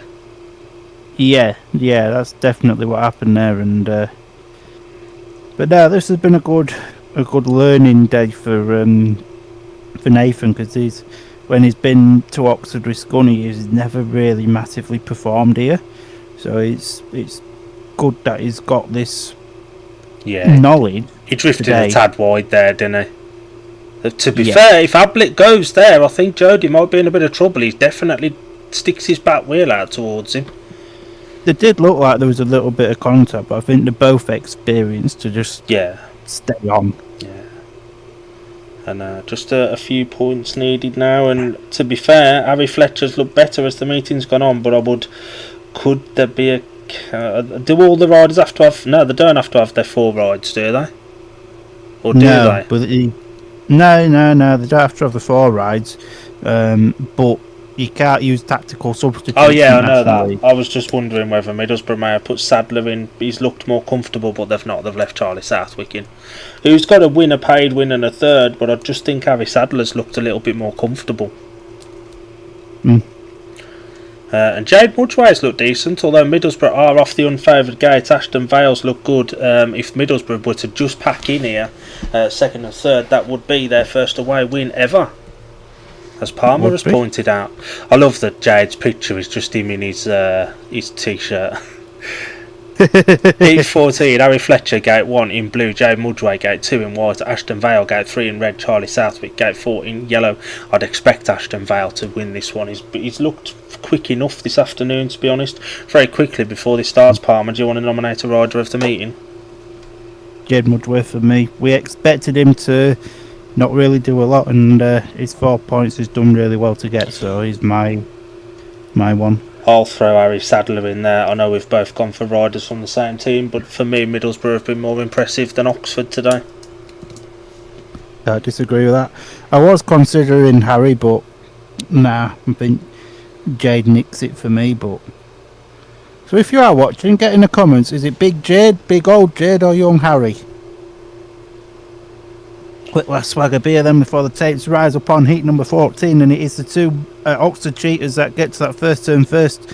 Now what could Jay do as he gets underneath the rider in red there, Ashton Vale? So it's a 4-2 as it stands to the Oxford Chargers, and Jay's pushing wide there, and it's not a million miles off Harry Fletcher, who's out in front, although Ashton Vale's also not a million miles off Jade Budgeway. Charlie Southwick's in another postcode at the back, and it's going to be a 4-2 if this keeps up, and it looks like the Tigers might just be getting that first ever away win, although Ashton Vale is getting very, very close to Jade Mudway, especially around them first and second bends as they come round turns 3 and 4 for the third time. 1 lap to go. Third time. 1 lap to go. Keep pushing, Jade. I'm not trying to support anybody, just F Oxford.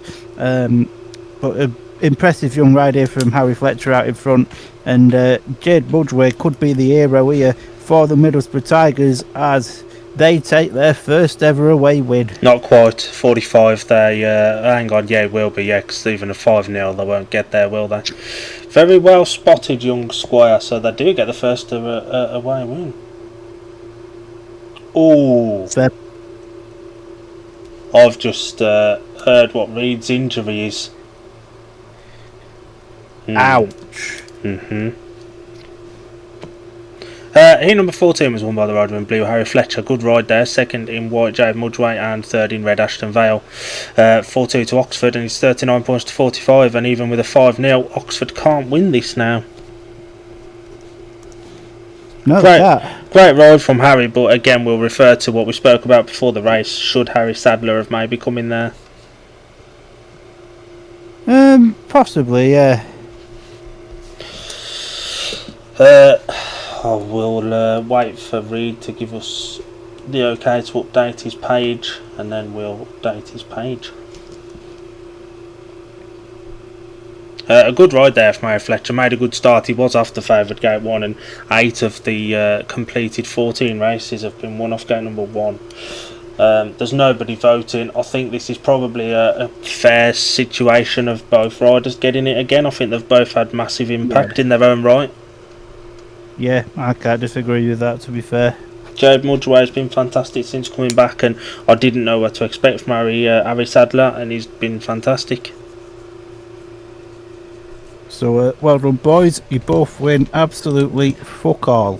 Do you want to give a quick plug to our friends at 15 Eats Later while we've got a moment before 15?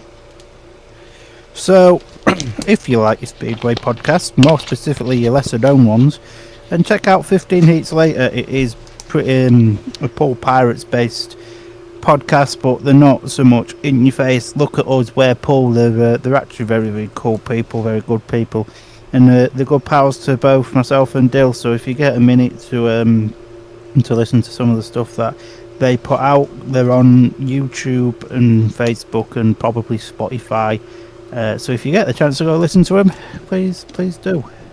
And the next watch along, we're back on Wednesday evening as we watch Oxford again, this time on the road. They travel up to Poole in the BSN series. That is also on BSN, I think. Yeah, Palmer. It's a BSN one. Yes, so that BSN one on Wednesday. That will be on BSN. So me and Palmer have thought, being as we both pay for BSN, we may as well do a watch along to it. So we're back on Wednesday for that one, and we'll be on from about 7:20, and the weather's set fair for the next few days, so hopefully that one will be good to go. we don't quite know when our next one is going to be after that. We've got a busy week the following week with the Bank Holiday Monday. Parma's hoping to go to Bellevue, and if all goes to plan, we will have a watch along to the Leicester versus Northampton on that Bank Holiday Monday evening. But in typical Bank Holiday weather fashion, the forecast for that week and that Monday in particular looks shit. It's still a week away, so it's plenty of time for it to change. And hopefully it does. Yes. And there is plenty of speedway coming up as well. Not this week so much, well, not for the majority of the week. It's quite quiet, but we ain't done this year yet. But if you are local to a track and you don't go, but do listen to us, get to your local track, support them. The sport probably needs it now more than ever. So go! We await the riders for 15. They are doing a bit of a track grade. Jody Scott having a chinwag with Peter Shrek. Up the Shrek. Great film. Can't wait for the new one to come out. So have a quick look at the two meetings we've been covering. Oh, go on then. So up at Buxton at the interval stage, after 12 heats, it's the Bulls 30, the Lion Cubs 42. I'm thinking, because we've still got a bit of time and it's early, do you want to stay on till the end of the two meetings we're covering as well, once this is done? Or we can do. And we'll just have a chinwag about a couple of things and give our thoughts for anyone that wants to stay with us while we keep an eye on them meetings, because they're both on an interval at the moment and there's only 4 and 3 races respectively left in each.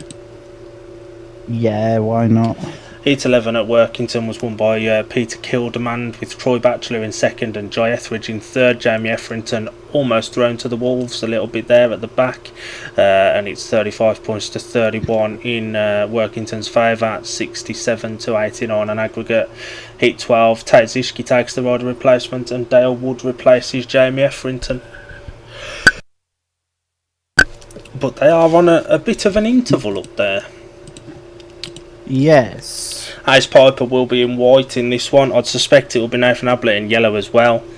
Ace and Steen having a little bit of a chinwag there.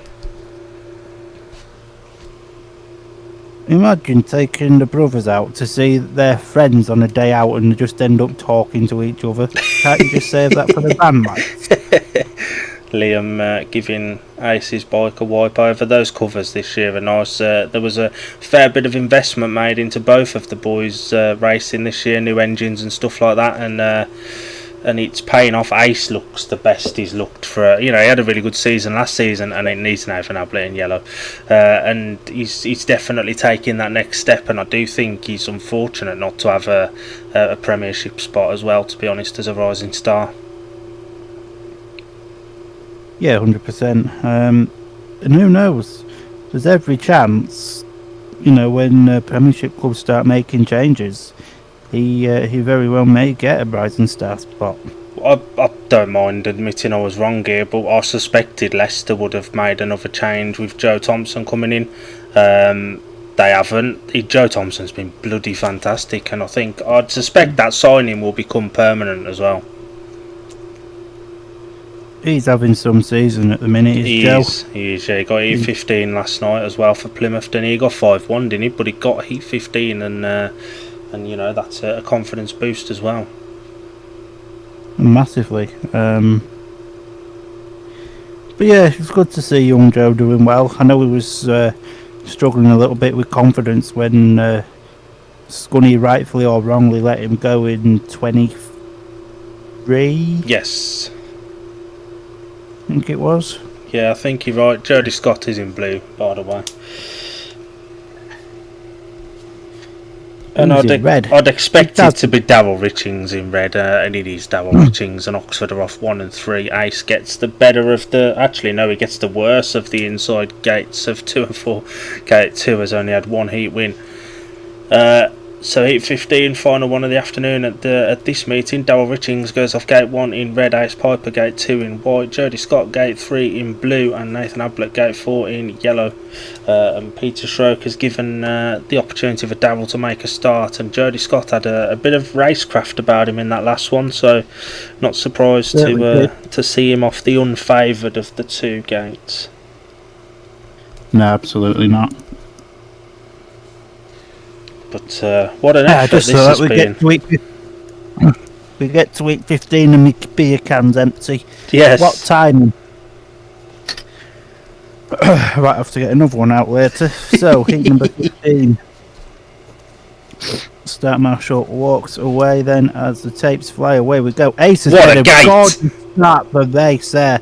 And he leads going into third numbers 1 and 2 as they come down the back straight. Now Nathan Ablett putting Jody Scott under some pressure at the back, and Darryl Richards there in second. It's currently a 3-all as it stands, although Ablett holding the inside line, and Jody just going a little bit mid-track there, and Nathan's trying everything he can to get around Jody, but Jody's now just thought, this twisty thing, this makes my bicycle go fast, so he's just left Nathan now for Dustin. Ace out in front. Literally for dust. Oh, it's so dusty now, it's unbelievable. But Ace absolutely flying there out in front. Only beaten once tonight, and if he carries this on, it's going to stay that way. And he's a fair distance away from Darryl Richards, actually, as well. So a very spirited performance from Ace. And as we go down the back straight, then the Tigers have won their first ever away meeting, and some ride that from Ace Piper to keep the big Dazza behind him. Good race there, and Ace gets his own back on the rider, the only rider that beat him this afternoon. An acknowledgement between the two after the race, but Ace made a beautiful gate there, pegged it down low, and just kept it smooth for 4 laps. Darryl was there or thereabouts, one mistake and he would have pounced, but Ace didn't make one, and he drops 1 point for the afternoon. It's a good afternoon's work for Ace. Yeah. Dare I say, in our predictions, absolutely none of us have got this result right. No. Heat 15 was won by the rider in... Yeah, neither am I, actually. It was won by the rider in white, Ace Piper. Look at this for the gate, absolutely beautiful.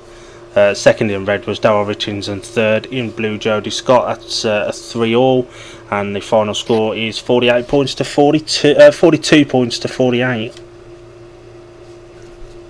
Yeah, solid effort from the Tigers, and congratulations on their very first away victory.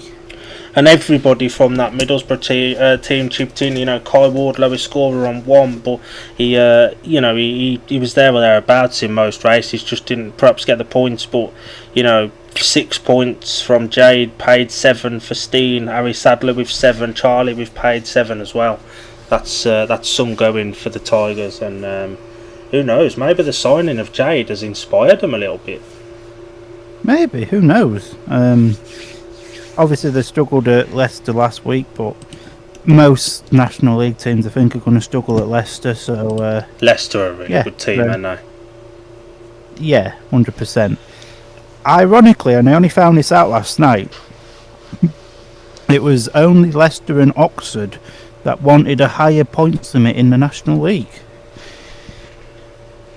So really? who you win at all costs team are in the National League now.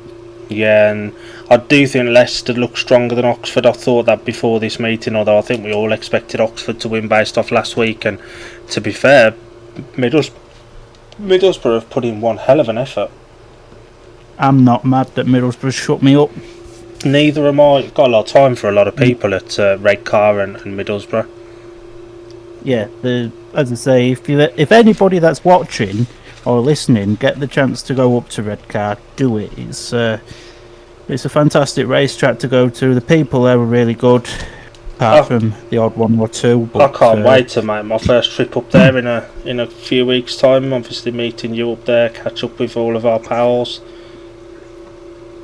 Yeah, for sure. It's going to be good. It's going to be fun, and it has been hinted, by the way, that changes are happening at Scunny. So, who knows? It might not be a 25-point defeat this time. No. Do you want to run the individual scorers? Certainly will, and for the Middlesbrough Tigers, because they're on screen: Ace Piper 14, Kai Ward 1, Steen Piper 5 and 2, Jade Mudgeway 6, Nathan Ablett 9, Harry Sadler 7, Charlie Southwick 6 and 2. Come on, Oxford TV, you're slacking now, pals.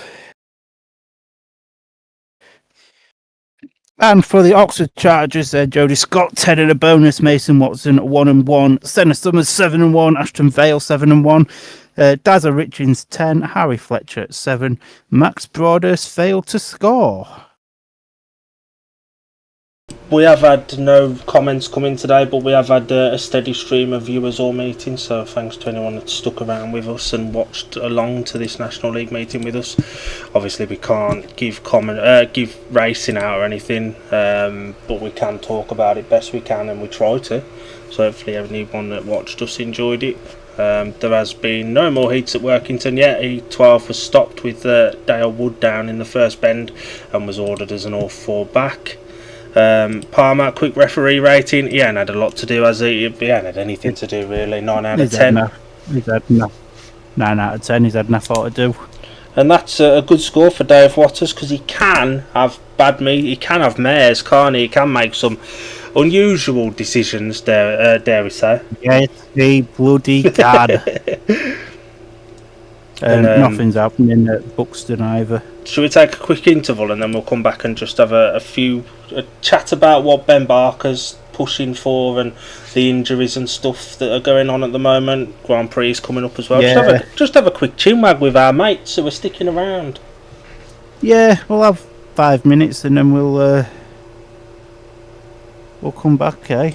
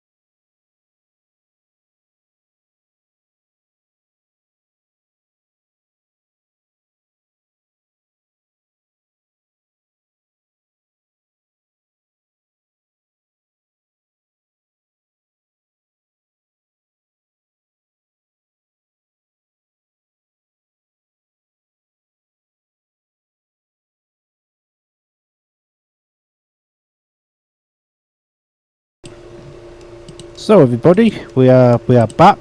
We thought we'd keep you updated with things, how to go. And at Buxton, we've had 8.13 and we've had 8.14. And if, like me, you're a Scunny fan, you'll be very happy with this because Ryan Ingram's gone through the card 4 rides unbeaten, as it's the Buxton Bulls on 37 points to the Leicester Lion Club's 47 points. At Workington, we've had 12 and 13 done. Tate Zishki won heat number 12 from Victor Palavara and Jack Smith, with Dale Wood at the back for a shared heat, and 38 points to 34. That was the heat that absolutely mathematically confirmed it for Berwick, not that it was ever in doubt.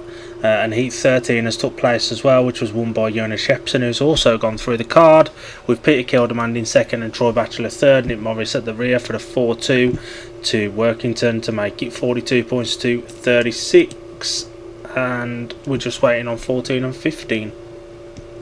Yeah, we're just waiting on 15 here, to be fair. How's that meeting going? How's that Northern meeting going? It finished a 45-all draw. Oh, and all I could tell you is Simon won the super heat for Norwich. Oh. What's the lineup for 15 there? In red will be Alfred Botel. In blue will be the pig killer Aaron Butcher. For the Lion Cubs, in white will be Maximum Man Ryan Ingram, and Ben Morley's in yellow. So a couple of D&D media riders in that heat in white and yellow. It's Buxton versus us. Yes it is. There's a lot to talk about. We ain't done one of these sit downs and just talk about British Speedway for a while. There's been a lot of really serious crashes this year, hasn't there? Sit down and talk about British Speedway. It's a fucking shambles. I think that covers it. Yes, that's about the head and tails of it. Nearly dropped me. Yeah, there's been quite a few crashes. I mean, I don't know if anybody that's still here with us listening watched the Plymouth meeting on BSN last night.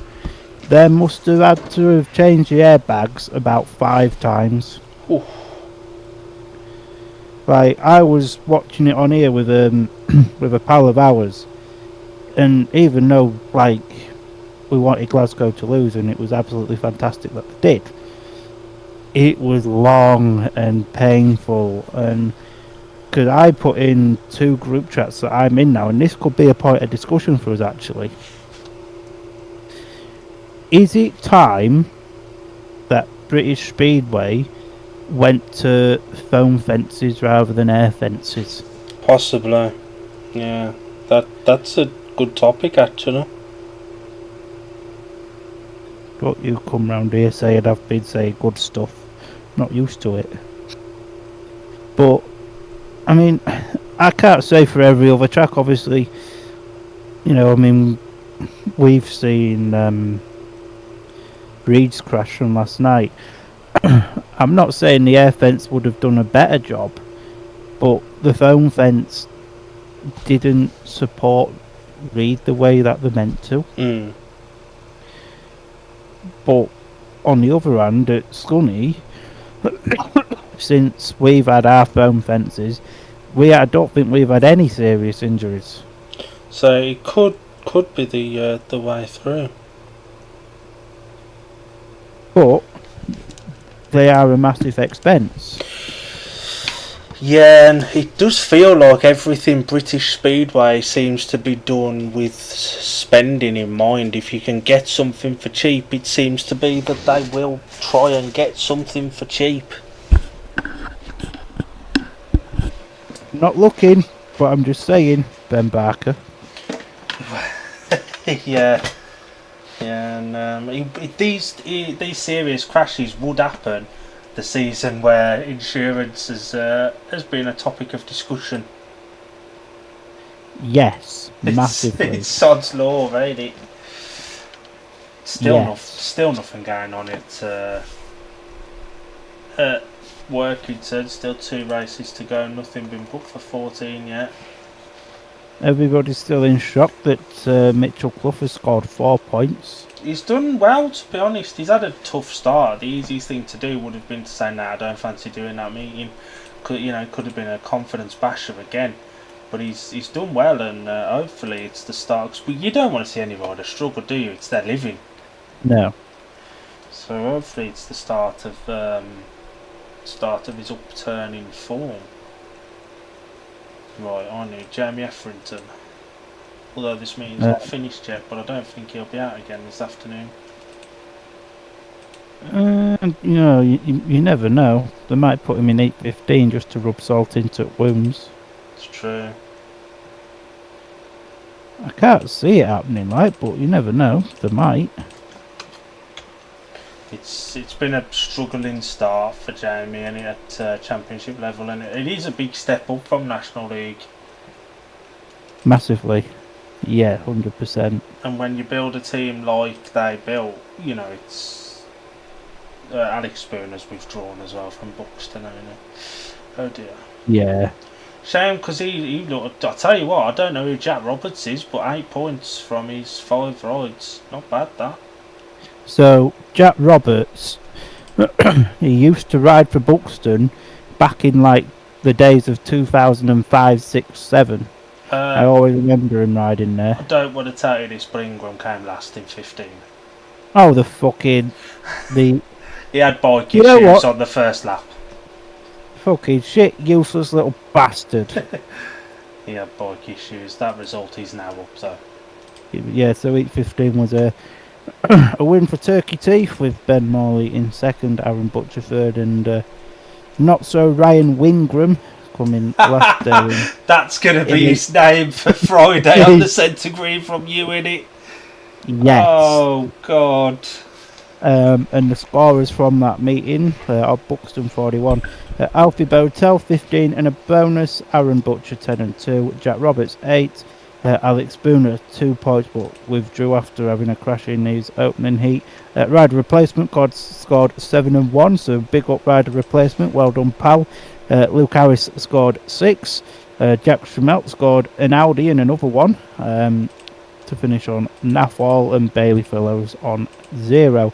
For the Lion Cubs then, Ben Morley scored 9, Tom Spencer 7 and 2, Max Perry 5, Ryan Wingram 12, Freddie Odder 7, Eli Meadows 4, Seth Norman 5 and 2.